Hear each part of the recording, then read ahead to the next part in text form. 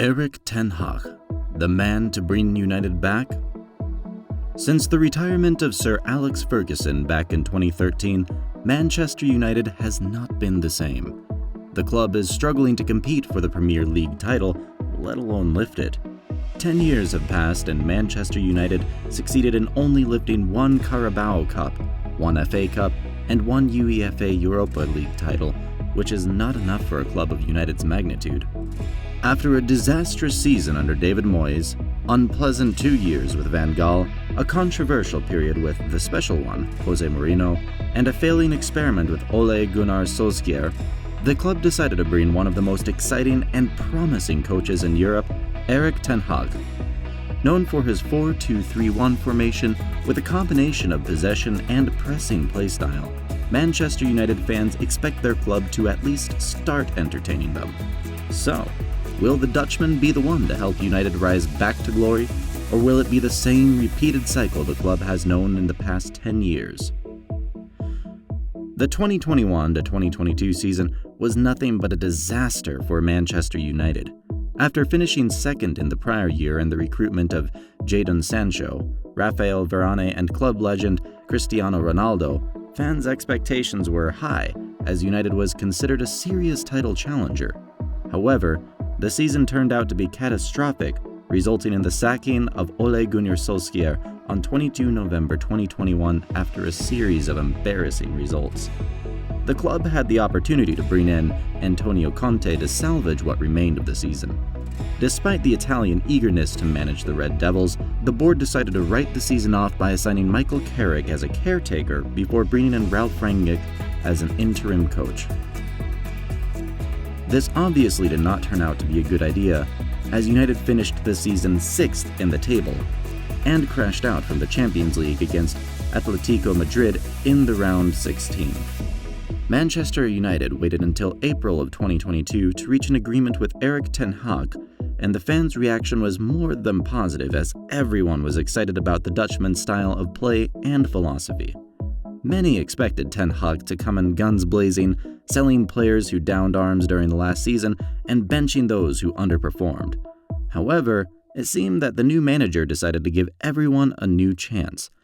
Ten Hag also received the backing he asked for, and despite missing out on his priority target, Frankie de Jong, Manchester United succeeded in signing all of Christian Eriksen, Tyler Malaysia, Casemiro, and Antony. During the preseason tour, Ten Hag gave every player a chance to redeem themselves. The tour was deemed a success since the club immediately showed some kind of progression when it came to playing style. Sorting the defense out. Erik Ten Hag made one change in Manchester United's defensive line by introducing the new signing, Lisandro Martinez, in the place of Lindelof at the left-sided centre-back position, with all of Dalot, Maguire, and Shaw keeping their places. However, the start of the Premier League season was nothing but a flashback to the prior catastrophic year, with United losing the opening game 2-1 at home against Brighton, before crashing in a humiliating loss against Brentford away 4-0. After this disappointing start of the season, Ten Hag needed to reshuffle his back four. After introducing Malaysia at left back and bringing in Varane, who's been sidelined even during the preseason tour, the United defense knew a kind of stability, as Manchester United went on a 4-game winning streak, including a 2-1 win over Liverpool and a 3-2 win against Arsenal. United then collapsed again against City, losing 6-3 in a reminder of the gulf between the two clubs. Ten Hag stated after the game that he is thankful to City and Guardiola for the lesson, making yet another change in his back four. Ten Hag kept faith in Varane Martinez's partnership, which was suitable to his possession style of play and high defensive line, unlike Maguire, who was deemed too slow and less technically capable than the other two. However, after the City loss, Ten Hag reintroduced Luke Shaw to the starting line. Since that moment, Shaw has been one of the best performers for United as he rediscovered his lost form. United did not lose 9 games in a row in both the league and the Europa League, with the defense conceding only 5 goals. Despite the shaky performances from time to time, United's defense seems to be solid for the first time in a long period. Lisandro Martinez has been key thanks to his defensive awareness, line-breaking passes, and aggressiveness despite British pundits questioning his transfer due to his length.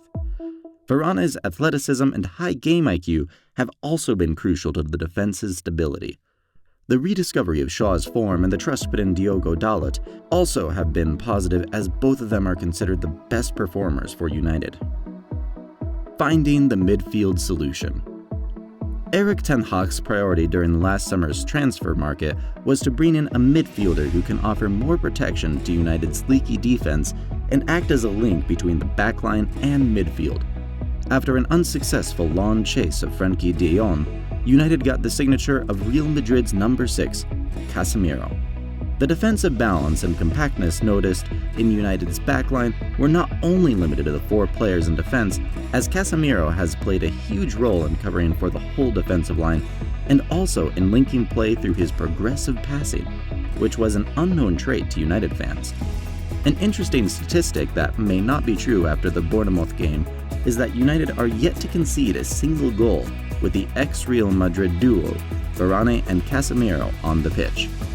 Casemiro is not the only new addition in United's midfield. Christian Eriksen, the resurrected man, is considered by many to be the main man in the Red Devils' engine room. Working as a link between the defensive and offensive units, Eriksen has become essential in Ten Hag's plans, being the man who is making Manchester United tick. With the signing of Eriksen and Bruno Fernandes regaining his confidence, the midfield trio has been crucial in the way that Ten Hag wants to play. However, United's midfield still needs to be strengthened with only McTominay, Fred, and Van de Beek as a backup for the main trio. Handling the Ronaldo situation. Many people would question the way Ten Hag dealt with Ronaldo. However, the majority of United fans kept their faith in the manager and stood behind his decision. It was obvious that Ronaldo wanted out of United since the summer, and despite leaving the ground before a game ends on 2 occasions, against Rayo Vallecano in preseason and Spurs in the Premier League, Ten Hag still defended Ronaldo, insisting that he is included in his plans. It was only after the famous Piers Morgan interview where Ronaldo came out swinging that Ten Hag decided that it is time for the Portuguese to leave the club, resulting in United terminating his contract. This decision made Ronaldo fans furious. However, many believe that it was the correct call.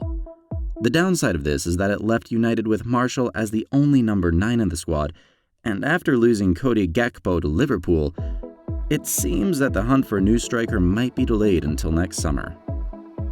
Helping players rediscover their form. Ten Hag did not only implement his philosophy and imposed his disciplinary and tactical rules, but he also helped the likes of Dalot, Shaw, Rashford, and Martial to rediscover their top form. Dalot and Shaw have been sensational for United both in and out of possession, with the pair being consistently involved in the offensive phase and also solid defensively. On the other half of the field, Rashford is starting to show his full potential in the latest game weeks with great performances.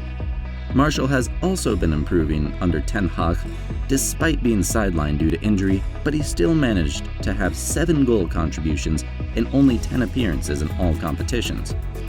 Jadon Sancho, who was expected to be one of United's best players, did not perform to his level, and after not being called by Southgate to the 2022 World Cup in Qatar, the British winger is said to be mentally affected. In an attempt to bring him back to his best both physically and mentally, Ten Hag decided to send Sancho to the Netherlands during the last break to work with specialists to regain his form and confidence. Ten Hag and his players are not the only ones responsible for bringing Manchester United to glory, as the club's board shares the same responsibility. United fans have always been loud when it came to their club ownership, and despite the different huge deals United made in the past, it is always believed that the owners only care about the business aspect of the club, neglecting the footballing side. Many of United's problems this year, such as the lack of forwards and depth in the midfield, could have been solved since last year, as the ex-interim coach, Ralf Rangnick, recommended both Enzo Fernandez and Julian Alvarez to the United board, who then decided to neglect this recommendation, wasting a golden opportunity to sign 2 world-class players for cheap. So, do you think Ten Hag will be the man to bring back the glory days to Old Trafford? If so, how do you think he'll do it? What kind of players should United be looking after to back their manager? Share your thoughts down in the comments below, and don't forget to hit the like and subscribe button.